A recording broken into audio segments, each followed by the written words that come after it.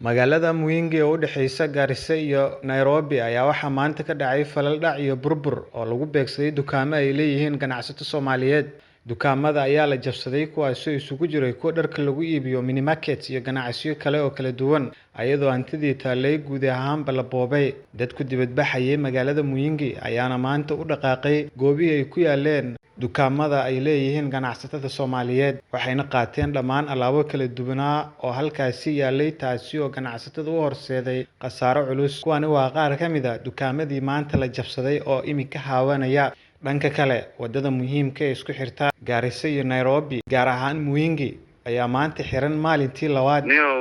saameyn aad u weyn bay nagu yeelatay dhaqdhaqaaqii ganacsiga iyo shalay ilaa iyo maanta oo ilaa haddana la haynin wax result laga haynin dhaqdhaqaaqi oo inuu furmayso in kale la haynin. saameyn aad u weyn bay nagu yeelatay ganacsiga iyo dhaqdhaqaaqi. shalay galinkii dambe ayaa ugu darneed, galinkii hore way rooneed, galinkii dambe wasaskii xalay xilli dambe oo saqdhaxa ciidamada booliska yaa soo iskood gareeyay ilaa gaaris laga keenay. saakana wax hadal iyo wax dawladda ka socdo nala soo hadlay ma lahan. ilaa hadda waan xayiranahay, dadkii shalay bixi lahaa iyo wixii dhaqdhaqaaqi oo dhan buu xiran yahay.